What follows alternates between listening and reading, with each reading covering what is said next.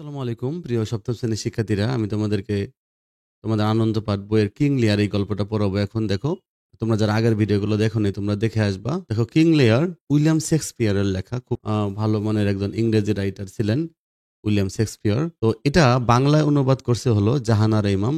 জাহানারা ইমামও আমাদের বাংলা সাহিত্যের একজন ভালো মানের লেখিকা ছিলেন। তো তাকে শহীদ জননী বলা হয়, কারণ 1971 সালে মুক্তিযুদ্ধে তার ছেলে রুমি হলো শহীদ হয়, এজন্য তাকে বলা হয় শহীদ জননী। কিং লিয়ার এটা উইলিয়াম শেক্সপিয়ারের লেখা। আমরা অনেক সময় ছোটবেলায় গল্প শিখছিলাম যে এক রাজা ছিল, রাজা তার 3 মেয়ে ছিল, কে কাকে কেমন ভালোবাসতো এটার উপরে একটা গল্প তোমরা শিখছিলা। তো ওই গল্পটা আসলে কিছুটা চেঞ্জ করে বাচ্চাদের মজার করে দেওয়া হয়েছিল, কিন্তু বাস্তবে এই গল্পটা কিন্তু অনেক ট্র্যাজেডিফুল এবং কষ্টের গল্প। তোমরা এটা পড়লেই দেখবা, কিন্তু আমরা ওই গল্পের মধ্যে একটু মজার কাহিনী অ্যাড করা হয়েছিল গল্পটাকে একটু বিকৃতি করে। আর কিং লিয়ারের নাম না দিয়ে একদা ছিল এক রাজা, এভাবে এটা করা হয়েছিল। ব্রিটেনের রাজা লিয়ার বৃদ্ধ হয়েছেন, তিনি স্থির করেছেন তার রাজ্যে 3 ভাগে ভাগ করে 3 মেয়েকে তিনি দান করবেন। তার পরিকল্পনা ছিল তিনি রাজ্যটাকে 3টা ভাগ করবেন, ভাগ করে 3 মেয়েকে দান করবেন। বড় 2 মেয়ে গনেরিল ও রিগালের বিয়ে হয়েছে আলবেনির ডিউক ও কর্নওয়ালের ডিউকের সঙ্গে। তাহলে আলবেনির ডিউক, আলবেনি একটা জায়গা, তাহলে হলো ডিউক হলো আসলে ইংল্যান্ডে প্রচলিত একটা সম্মানজনক উপাধি। ইংরেজিতে ডিউক বলা হয়, ইংরেজিতে এটা ডিউক বলা হয়, মানে ইংল্যান্ডের একটা উপাধি, খুবই সম্মানজনক একটা উপাধি, এদের ডিউক বলা হয়। তাহলে এই যে বড় মেয়ে গোনারিল আর রিগানের বিয়ে হয়েছে আলবেনির ডিউক আর কর্নওয়ালের ডিউকের সঙ্গে।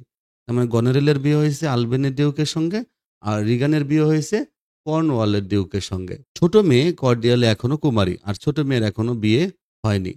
তো ফ্রান্সের রাজকুমার এবং বার্গান্ডির ডিউক, মানে এদিক দিয়ে ফ্রান্সের রাজকুমার এবং বার্গান্ডির ডিউক, এই 2জন কর্ডেলিয়ার পানি প্রার্থী হয়ে ব্রিটেনে এসেছে।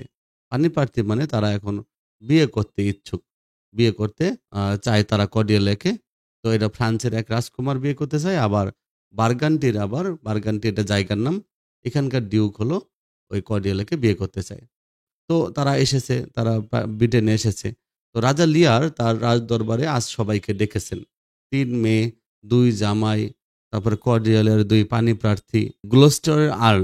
গ্লোস্টার একটা জায়গার নাম, আর্ল হলো একটা উপাধি, এটাও ইংল্যান্ডে, এটাও আর্ল একটা উপাধি, এটাও ইংল্যান্ডে প্রচলিত। এগুলো হলো যে তোমার আর আর্মিদের মধ্যে এবং উঁচু পদের মধ্যে এই উপাধিগুলো দেওয়া হয়। আবার কেন্টের আর্ল, কেন্ট এটা জায়গার নাম, সেখানকার আর্ল। আরো অনেকে উপস্থিত হয়েছে রাজা কি বলবেন এটা শোনার জন্য। তো রাজা সবাইকে উদ্দেশ্য করে বললেন, বৃদ্ধ বয়সে রাজ্য শাসনের ঝক্কি ঝামেলা আর আমার ভালো লাগে না। আমার কন্যা জামাতাদের উপর এই ভার ছেড়ে দিয়ে আমি শান্তিতে শেষ দিনের প্রতীক্ষায় থাকতে চাই। এখন আমি আমার কন্যাদের মুখ থেকে শুনতে চাই আমাকে কে কতখানি ভালোবাসে। তো গনেরিল, তুমি আমার বড় মেয়ে, তুমি প্রথম বলো। তাহলে রাজা গনেরিলকে জিজ্ঞাসা করলো। গনেরিল বলল, পিতা, আপনার প্রতি আমার ভালোবাসা আমি কথায় প্রকাশ করতে অক্ষম। এই প্রথম এই পৃথিবীতে যা কিছু মহান, সুন্দর, জীবনের যা কিছু কাম্য, আরাধ্য, সবকিছুর চেয়ে আমার এই 2 চোখের জ্যোতির চেয়ে, জ্যোতি মানে আলো, আমার সমগ্র জীবনের চেয়ে আমি আপনাকে ভালোবাসি।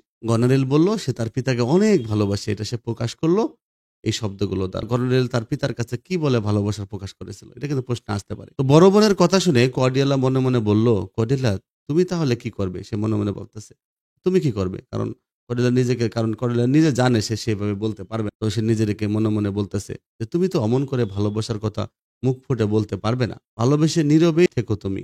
গনোরিলের কথা শুনে রাজা খুব সন্তোষ প্রকাশ করে তার রাজ্যের সেরা 1/3 দান করে দিলেন। তারপর মেজ মেয়েকে জিজ্ঞাসা করলেন, এবার তুমি কি বলো রিগান? রিগান বলল যে আমার বড় বোন দেখি আমার মনের কথাগুলো সব বলে দিয়েছে। এ আরো চালাক, হ্যাঁ। এ বলছে যে ও তো আমার কথাগুলো সব বলছে, ও যেগুলো বলছে এগুলো তো আমারও আছে, সাথে আমার আরো অতিরিক্ত আছে, হ্যাঁ। সে চালাকি করে বলল। তবে একটা কথা সে বলতে পারেনি। বলছে, তাহলে আপনার ভালোবাসা ছাড়া আমার জীবনের অন্য সব সুখ স্বাচ্ছন্দ্য, আনন্দ সব তুচ্ছ। সে এমন প্যাঁচ দিয়ে বলছে যে যে তার ভালোবাসা ছাড়া তার জীবনের অন্য সব সুখ আনন্দ এগুলো তুচ্ছ। শুনে কর্ডেলিয়া আরেকবার মনে মনে হাই হাই করলো। বেচারি কর্ডেলিয়া, সে মনে মনে ভাবতেছে তুমি তো ওদের মতো মুখ ফুটে বলতে পারবে না, কিন্তু তাই বলে তোমার ভালোবাসা তো কারোর চেয়ে কম নয়, বরং তাই এত গভীর যে জীবের ডগা আনলে তার মর্যাদাহানি হবে। কর্ডিয়ালা চিন্তা করলো যে সে যে ভালোবাসে সবার চেয়ে বেশি, এটা মুখ দিয়ে বলা সম্ভব না। মুখ দিয়ে বলতে গেলে ভালোবাসার মর্যাদাহানি হবে। কারণ মুখ দিয়ে হয়তো ভালো করে বলতে পারবে না। কিন্তু সে তো মুখ ফুটে এই কথাগুলো জানাইতে পারবে না। এজন্য সে হাই, হাই করতে লাগলো। রাজা রিগানের প্রশস্তি শুনে রাজা রিগান তখন অনেক খুশি হলো। রাজা রিগানের প্রশস্তি শুনে পরম রোষ্টচিত্তে রাজা রিগানের প্রশস্তি শুনে মানে রিগান যে প্রশংসা করছে, প্রশস্তি মানে প্রশংসা। এটা শুনে পরম রোষ্টচিত্তে মানে হলো আনন্দ চিত্তে, খুশ মেজাজে ভালো খুশি হয়ে গেল। মেজাজ সুন্দর হয়ে গেল রাজার। খুশি মনে রাজ্যের অপর 1/3 তাকে দিয়ে দিল। 3 ভাগ করার পরে 3 ভাগের 1 ভাগ তো একজন পেয়ে গেল, আরেকজনও 3 ভাগের 1 ভাগ পেয়ে গেল। এবার বাকি 1 ভাগ আছে। এবার কর্ডিয়ালের পালা। রাজা লিয়ার 3 মেয়ের মধ্যে কর্ডিয়ালকে সবচেয়ে বেশি ভালোবাসতেন। এদিকে রাজা কিন্তু আবার কর্ডিয়ালকে সবচেয়ে বেশি ভালোবাসতেন। কর্ডিয়ালা যেন পিতার চোখের মণি। কিন্তু এখন কর্ডিয়ালা যা বলল তা শুনে রাজা স্তম্ভিত হয়ে গেল। রাজা মুখ ফেটে কোনো কথা বলতে পারতেছিল না। কোনো কারণে স্তম্ভিত হলো, কোনো কারণে মনে করো জ্বরের মতো হয়ে যাওয়া, মানে নির্বাক হয়ে যাওয়া, জ্বর পদার্থের মতো হয়ে যাওয়া। জ্বর পদার্থ মানে যার জীবন নেই, এরকম অচেতন পদার্থের মতো হয়ে যাওয়া, স্তম্ভিত হয়ে যাওয়া। রাজা স্তম্ভিত হয়ে গেলেন। কর্ডিয়ালা বলল, পিতা, আমার মনের কথা মুখে আনতে পারছি না। তার জন্য আমার অশান্তির সীমা নেই। এটা আমি নিজেই অশান্তিতে আছি। কারণ আমি আপনাকে বলতে পারতেছি না মনের কথা। একটি মেয়ের তার পিতাকে যতখানি ভালোবাসা কর্তব্য, ঠিক ততখানি আপনাকে ভালোবাসি। তার বেশিও না, কমও না। অপমানে রাজা লিয়ারের মুখ কালো হয়ে গেল। তিনি বললেন, কথাটা ঘুরিয়ে নাও কর্ডিয়ালা, নইলে তোমারই ক্ষতি হবে। কি বলবো পিতা, আপনি আমাকে জন্ম দিয়েছেন, লালন করেছেন, ভালোবেসেছেন। প্রতিদানে আমি আপনাকে ভালোবাসি, মান্য করি, সম্মান করি। আমার বোনেরা যে বলেছে তাদের সবটুকু ভালোবাসা আপনাকেই দিয়েছে, তাহলে তাদের স্বামীদের জন্য কি রেখেছে? হ্যাঁ, সব ভালোবাসা যদি বাবা আপনাকেই দেয়, তাহলে তাদের স্বামীকে ভালোবাসবে না? আমার বিয়ে হলে আমার স্বামীকেও তো আমি ভালোবাসবো।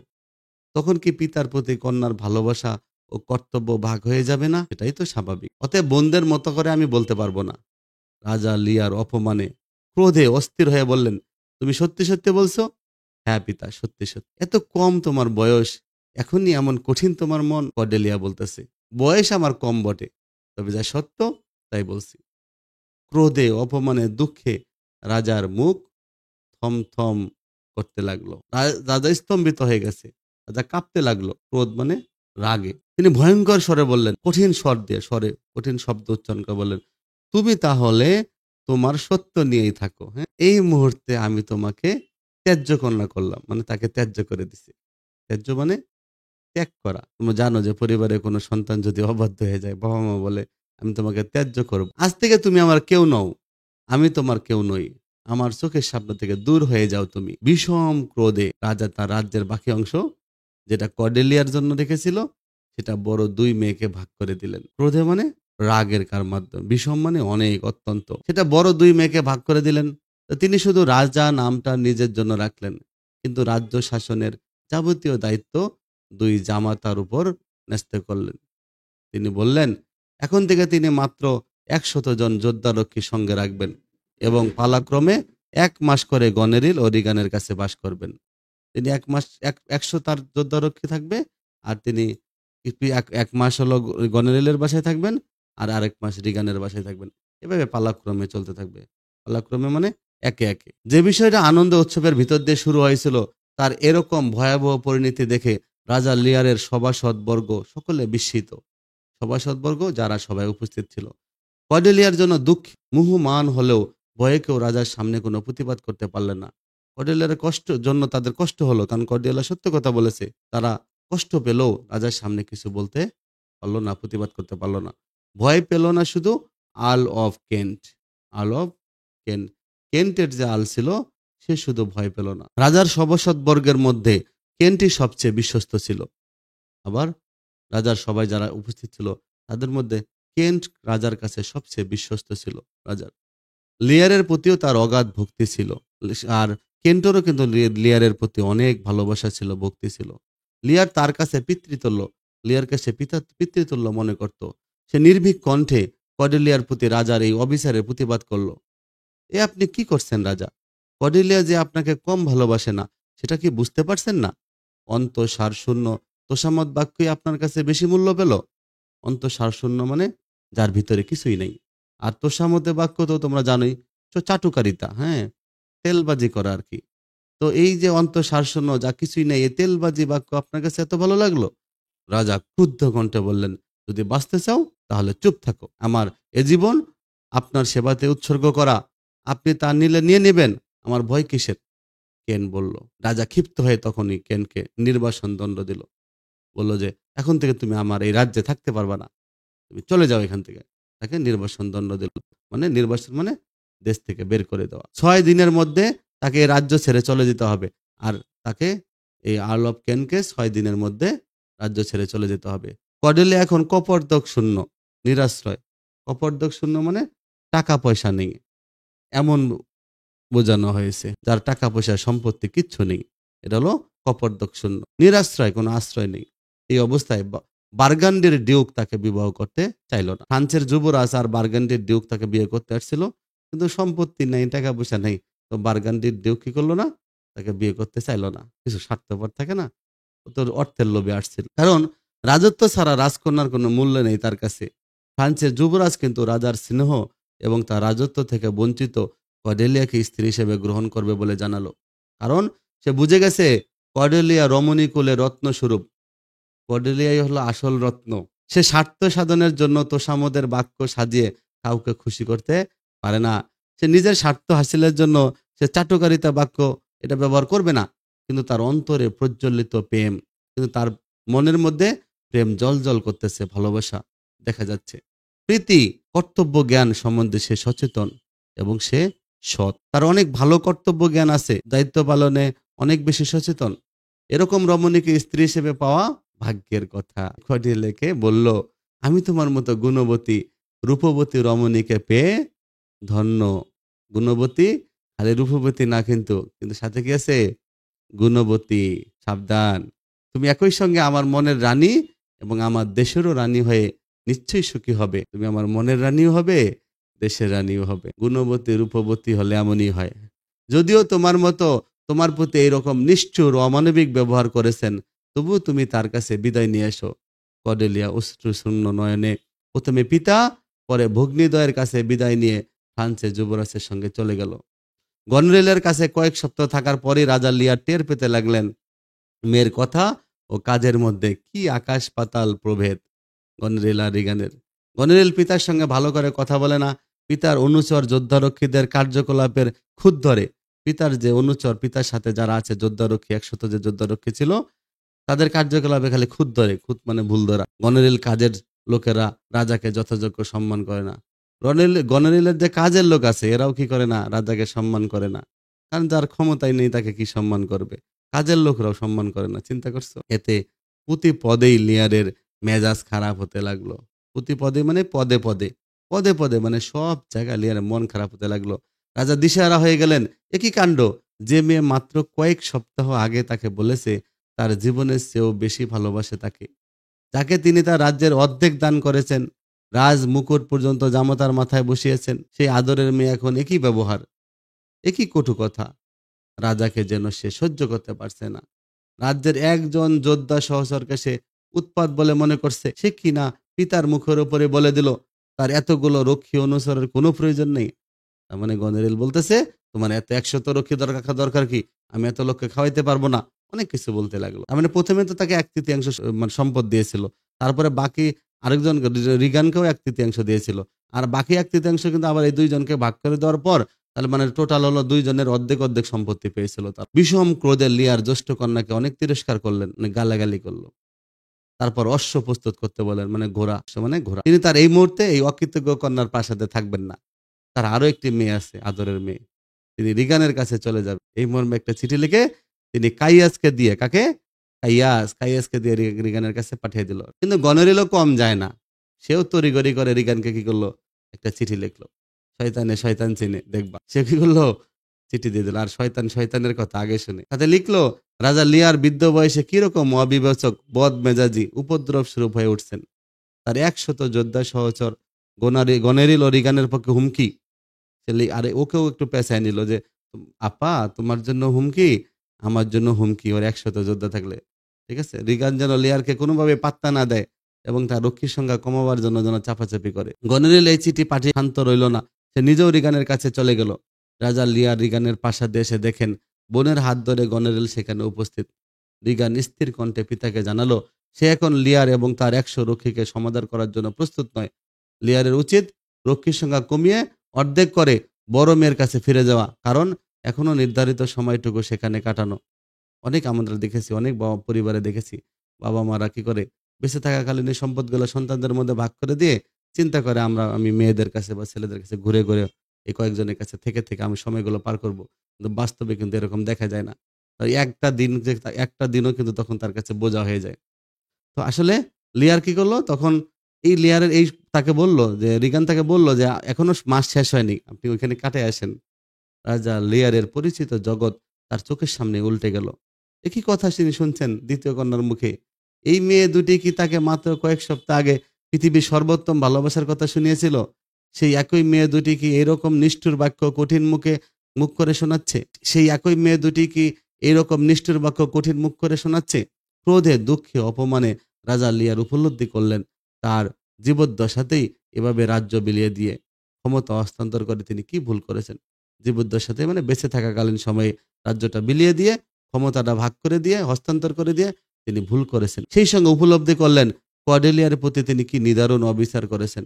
এবার তার উপলব্ধি হলো তিনি কর্ডেলিয়ার প্রতি অন্যায় করেছেন। রাজা এরকম দুঃসময়ে তার পাশে দুইজন বিশ্বস্ত অনুচর রয়েছে। তারা হলো রাজার প্রিয় বিদূষক, যে তাকে সবসময় মজার মজার কথা বলে হাসায়, আনন্দ দেয়। তাহলে বিদূষক হলো কি? বিদূষক হলো যে কৌতুক করে। ভার একটা শব্দ আছে, রঙ্গরস সৃষ্টিকারী অনুচর, যে রঙ্গরস সৃষ্টি মানে আনন্দ দিয়ে রাখে সবসময় রাজাকে, রাজার পাশে থাকে, রাজাকে বিনোদন দিত। এই বিদূষক লিয়ার তার রাজমুকুট জামাতাকে দিয়ে দিলেও এই বিদূষকটি রাজার পাশ ছাড়েনি। সে রাজাকে যতই ভালোবাসে, তার রয়েছে কাইয়াস নামে এক নবনিযুক্ত ভৃত্য। ওই যে কাইয়াসকে দিয়ে বার্তা পাঠাইছিল রিগানের কাছে, সে কাইয়াস। কাইয়াস হলো তার এক ভৃত্য ছিল, নতুন এক চাকর ছিল, যে তার বিভিন্ন কাজগুলো করে দিত আর কি, বার্তা টার্তা পাঠাইতো, তার সাথে থাকতো, অন্যান্য কাজ করতো। কাইয়াস কাইয়াস আসলে ছদ্মবেশী আলব কেন্ট। কিন্তু এই কাইয়াসকে যে নিযুক্ত করছিল ভৃত্য চাকর, আসলে কাইয়াস কিন্তু সেই কাইয়াস ছিল না, সে ছদ্ম নাম নিয়েছিল। কারণ কাইয়াস ছিল ওই যে আল অফ কেন্ট, যাকে সে নির্বাসিত করেছিল, দেশ থেকে বের করে দিয়েছিল। নির্বাসিত করছিল বলতে যদি সে দেশে থাকতো আবার তাকে কিন্তু হত্যা করবে। এজন্য কেন কি করছিল, ছদ্মবেশ নিয়েছিল। সে তো রাজাকে ভালোবাসে, এজন্য সে রাজার কাছে কাছে থাকতো। সে ছদ্মবেশ নিয়ে তার ভৃত্য হিসেবে তার পাশে থাকতো। রাজা লিয়ার যদিও তাকে রাজ্য থেকে নির্বাসন দিয়েছিলেন, রাজার প্রতি আনুগত্য বশত কেন্ট রাজাকে ছেড়ে দূরে চলে যেতে পারেননি। রাজা বৃদ্ধ, এই বৃদ্ধ রাজা খামখেয়ালি, রাজা মেজাজি, তবু তো তিনি রাজাই। কন্যাদের প্রতি বিশ্বাস ও ভালোবাসার বশে তিনি জীবদ্দশাতে রাজা ও রাজমুকুটের দখল ছেড়েছেন। অথচ সেই অকৃতজ্ঞ কন্যারা আজ তাকে কি হেনস্থা নাই করছে। মেজ মেয়ের কাছ থেকে এরকমও ব্যবহার পেয়ে রাজা প্রায় পাগলের মতো হয়ে গেলেন। সে সময় বাইরে তুমুল ঝড় বৃষ্টি চলছে। রিগান কিছুতেই পিতাকে তার প্রাসাদে প্রবেশ করতে দেবে না, তাকে বড় মেয়ের কাছে ফিরে যেতে হবে। রাজা বৃদ্ধ হলেও আত্মমর্যাদা বোধ এখনো হারাননি। তিনি সেই তুমুল ঝড় বৃষ্টির মধ্যে প্রান্তরে বেরিয়ে গেলেন। প্রান্ত মানে মাঠ, দূরে বেরিয়ে গেলেন, সেখান থেকে বের হয়ে গেলেন। ঝড় বৃষ্টির রাতে রাজা লিয়ার এক চালা ঘরে এসে আশ্রয় নিলেন। সেখানে বসবাসকারী এডগারকে দেখে রাজার বিদূষক প্রথমে ভয় পেয়ে যান। তাহলে সেখানে সে এডগারকে দেখতে পায়। এডগারকে দেখে রাজার বিদূষক প্রথমে ভয় পেয়ে যান। এডগার পাগলের অভিনয় করার জন্য কাপড় চোপড় সব খুলে উলঙ্গ হয়ে কোমরে শুধু একটা কম্বল জড়িয়ে থাকার জন্য বিদূষকটি প্রথমে ভেবেছিল ওটা একটা ভূত বা প্রেত। পরে এডগারের কথা শুনে আশ্বস্ত হলো ওটা নিহাতি একটা পাগল। রাজা লিয়ার তাকে জিজ্ঞেস করলেন, তুমিও কি তোমার মেয়েদের সব দান করে দিয়ে এরকম নিঃস্ব হয়েছো? মেয়েদের নিষ্ঠুর ব্যবহারে লিয়ারের মন এমনই ভেঙে গিয়েছে যে তিনি উন্মাদ হবার পর্যায়ে চলে গেছেন। কেন তাকে দেখছে আর ভীত হচ্ছে। কি করে রাজাকে এই দুর্দশা থেকে উদ্ধার করবে সেই চিন্তায় সে অস্থির। সে ইতিমধ্যেই যেসব খবর সংগ্রহ করেছে তাও বেশ বিপজ্জনক। কারণ গনেরিল ও রিগানের ষড়যন্ত্রের ফলে লিয়ারের জীবনও এখন আর নিরাপদ নয়। কারণ তারা লিয়ারকে হত্যা করতে পারে। যত শীঘ্র সম্ভব রাজাকে এখান থেকে সরিয়ে নিয়ে যাওয়া প্রয়োজন। কিন্তু রাজা যেরকম সম্পূর্ণ উন্মাদ হয়ে গিয়েছেন, তাতে তাকে বুঝিয়ে সুঝিয়ে অন্য কোথাও নিয়ে যাওয়া খুব কষ্টসাধ্য ব্যাপার। তখন গ্লোস্টার কেন্টের সাহায্যে এগিয়ে এলেন। তিনি রিগান ও তার স্বামী কর্নওয়ালের নিষেধ অগ্রাহ্য করে রাজাকে তার প্রাসাদে নিয়ে গেলেন। এই কাজে তাকে বেশ বেগ পেতে হলো। কজন অনুচর মিলে রাজাকে বেশ করে ঠেসে ধরে তবে প্রাসাদে আনতে পারল। প্রাসাদের ভিতরে এসে লিয়ারে কাল্পনিক রাজ দরবার বসিয়ে তার বড় দুই মেয়ের বিচার করতে শুরু করলেন। কিন্তু কাল্পনিক রাজদরবার, কিন্তু কল্পনায়, কারণ সে পাগলের মতো হয়ে গেছে। তার এই বদ্ধ উন্মাদ ব্যবস্থা দেখে বিশ্বস্ত আর্ল অফ গ্লোস্টারের চোখ অশ্রুপূর্ণ হয়ে উঠল। তিনি আর্ল অফ কেনকে বললেন রাজাকে ডোভারে নিয়ে যেতে, ডোভার আরেকটা রাজ্য, সেখানে নিয়ে যেতে। সেখানে অন্তত রাজার প্রাণের ভয় থাকবে না। তারপর সেখান থেকে ফ্রান্সের রানী কর্ডিয়ালের সংবাদ প্রেরণ করা মোটেও কঠিন হবে না, কারণ ডোভার ফ্রান্সের কাছাকাছি এই ব্রিটেনের সীমান্ত অবস্থিত। ডোভারের পরে ছোট একটা চ্যানেল পার হয়ে সীমান্ত শুরু হয়। ওদিকে গনেরিল সংবাদ পেল যে রাজা লিয়ার সীমান্তবর্তী শহর ডোভারে পৌঁছেছেন। তখন সে নিজেদের নিরাপত্তা সম্বন্ধে আতঙ্কিত হয়ে সিদ্ধান্ত নিল লিয়ারের বিরুদ্ধে যুদ্ধযাত্রা করতে হবে। মানে তার মেয়ে গনেরেল তার বাবার বিরুদ্ধে যুদ্ধ করবে। এই মর্মে সে যখন বোন রিগানের কাছে খবর পাঠাতে যাবে, তখন শুনলো ভগ্নিপতি কর্নওয়াল মৃত্যুবরণ করেছে, মানে তার বোনের হাজবেন্ড মারা গেছে। তখন সে এডমন্টের সাহায্যে এই যুদ্ধযাত্রার জন্য প্রস্তুত হলো। গনেরিলের স্বামী ডিউক অফ আলবেনি তখন গনেরিলের স্বামী ডিউক অফ আলবেনি সবসময় রাজা লিয়ারের প্রতি অনুগত ছিল এবং স্ত্রীর এই নিষ্ঠুর আচরণ কখনো সমর্থন করতেন না। তিনি মনে স্থির করলেন রাজা লিয়ারকে সাহায্য করবেন। ফ্রান্সের রানী কর্ডেলিয়া বেশ সুখ এবং সম্মানের সঙ্গে জীবনযাপন করছিল। কেবল পিতার কথা মনে হলে তার বুকের ভিতর একটা ব্যথা, তার কাটা খসখস করত। হঠাৎ একদিন সে খবর পেল তার পিতা খুব কাছে ফ্রান্স সীমান্তের ওপারে ডোভারে রয়েছেন। বড় দুই বোন কি অমানসিক নিষ্ঠুরতার সঙ্গে তাকে বিতাড়িত করেছে, কি নিদারুণ মানসিক যন্ত্রণায় তিনি উন্মাদ হয়েছেন। এসব খবর কর্ডিয়ালের কানে এলো। শুনে তার দু চোখ দিয়ে টপ টপ করে অশ্রু ঝরতে লাগলো। তার স্বামী ফ্রান্সের রাজাকে অনুরোধ করলো রাজা যেন তার সঙ্গে কিছু সৈন্য দেন, যাতে সে ডোবারে গিয়ে পিতার সঙ্গে মিলিত হতে পারে এবং দুই বোনের সম্মিলিত সৈন্যবাহিনীকে পরাজিত করে তার পিতাকে আবার সিংহাসনে বসাতে পারে। ফ্রান্সের রাজা কর্ডিয়ালের সঙ্গে ডোবার পর্যন্ত এসে আবার জরুরি কাছে ফ্রান্সে ফিরে গেল। তবে রাজা তো চলে গেল। কর্ডিয়ালা ডোবারের পথে প্রান্তরে পিতাকে খুঁজে বেড়াতে লাগলো। লিয়ার এমনই খামখেয়ালি যে এক জায়গায় তাকে স্থিরভাবে রাখা যায় না। তিনি প্রায় অনুচরদের দৃষ্টিকে ফাঁকি দিয়ে এদিক ওদিক ছুটে বেড়ান। লিয়ার এখনো ঘোর উন্মাদ। কর্ডিয়ালের লোকজনও রাজাকে সর্বত্র খুঁজছিল।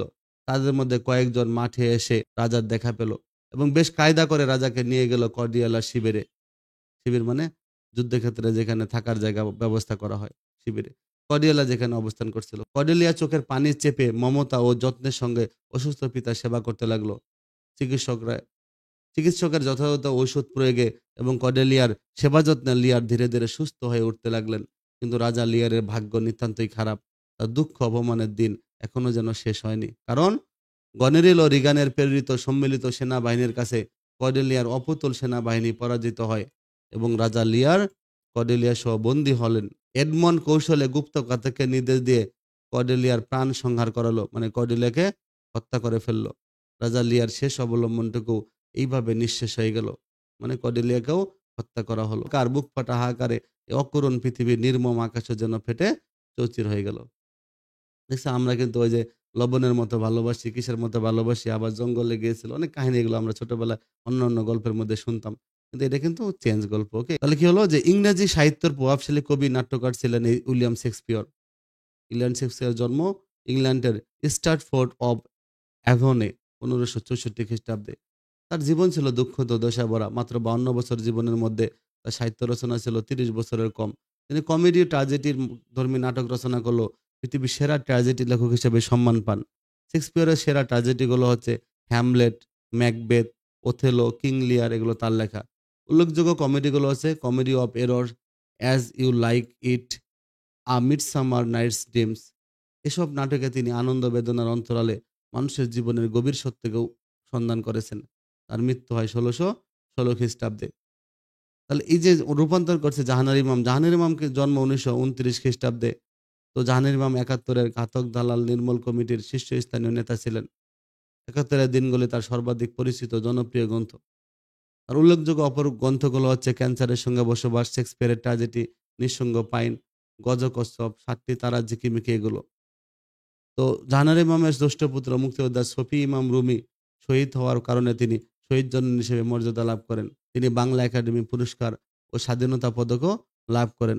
1994 খ্রিস্টাব্দে তার মৃত্যু হয়। তাহলে এটা মূল ভাবটা কি ছিল, যে রচনাটি উইলিয়াম শেক্সপিয়ারের কিং লিয়ার নাটকের একটা সংক্ষিপ্ত আখ্যান বা গল্পরূপ। তাহলে কিং লিয়ার নাটকের একটা ছোট অংশ। ব্রিটেনের রাজা লিয়ার বৃদ্ধকালে স্থির করলেন তার 3 মেয়ে গনেরিল, রিগান আর কর্ডেলিয়াকে তার রাজ্য ভাগ করে দিবেন। রাজসভা ডেকে সভাসদদের সামনে তিনি মেয়েকে একে একে জিজ্ঞেস করলেন কে তাকে কতটুকু ভালোবাসে। বড় দুই মেয়ে গনেরিল আর রিগান বলে দিল যে তারা তাদের প্রাণের চেয়েও বেশি বাবাকে ভালোবাসে। সুতরাং তিনি তাদের ২/৩ সমানভাবে ভাগ করে দিলেন সম্পদের। ছোট মেয়ে কর্ডেলিয়াকে রাজা ভালোবাসতেন বেশি, অতএব তার কাছে তার প্রত্যাশাও ছিল বেশি। কিন্তু এই কন্যার কাছে যা শুনলেন তাতে রাজা গেলেন ক্ষেপে। কর্ডেলিয়া বলল, একটি মেয়ের তার বাবাকে যতটা ভালোবাসা কর্তব্য ততটাই সে ভালোবাসে। রাজা লিয়ার কর্ডেলিয়াকে ত্যায্য করলেন, তাকে ত্যায্য করে রাজ্য থেকে বের করে দিলেন। সম্পূর্ণ রাজ্য বড় ও মেজ মেয়ের মধ্যে ভাগ করে দিলেন। রাজা লিয়ারের এমন অবিচক্ষণ সিদ্ধান্ত তার জীবনের জন্য কাল হলো। সমুদায় রাজ্য দুই মেয়েকে দান করায় তিনি তাদের করুণার পাত্র হয়ে পড়লেন। একসময় দুই বোন মিলে রাজাকে রাজবাড়ি থেকে বের করে দিল। রাজার জীবনে নেমে এলো দুঃসহ গ্লানি আর দুঃখ। তিনি বুঝতে পারলেন গনেরিল আর রিগানের ভালোবাসা ছিল মেকি, মেকি মানে মিথ্যা, আর কর্ডেলিয়ার ভালোবাসা ছিল সত্যিকারের। কিন্তু তার করার কিছুই ছিল না। তখনই তিনি প্রায় উন্মাদ হয়ে গিয়েছেন। লিয়ারের এই দুঃসময়ে তার কাছে এসে দাঁড়ায় ত্যায্য সে মেয়ে কর্ডেলিয়াই। মানুষ তার নিজের ভুলের জন্য দুঃখ, কষ্ট আর বিপর্যয়ের মধ্যে পড়ে। কিন্তু লিয়ার লিয়ার তোষামোদে তুষ্ট হয়ে জীবনে করুণ পরিণতি ডেকে এনেছেন। ভুলে গিয়েছিলেন প্রকৃত ভালোবাসা অনুভূতির ব্যাপার, তা পরিমাপযোগ্য বিষয় নয়। যে কে কাকে কতটুকু ভালোবাসে মুখে বললে সেটা কোনোদিনও আসলে সত্যি প্রকাশ করা হয় না। ভালোবাসা অনুভূতির ব্যাপার, হ্যাঁ, পরিমাপযোগ্য বিষয় নয়। এখানে কিছু শব্দার্থ আছে, চাইলে তোমরা শব্দার্থগুলো দেখতে পারো। আর তোমরা যারা আমার চ্যানেলটা সাবস্ক্রাইব করনি তোমরা সাবস্ক্রাইব করে রাখো। তোমাদের কোনো কিছু জানার প্রয়োজন হলে তোমরা কমেন্ট বক্সে লিখবা, এবং এই গল্পের যদি প্রশ্নের প্রয়োজন হয় তাও তোমরা আমাকে জানাবা। ভালো থেকো।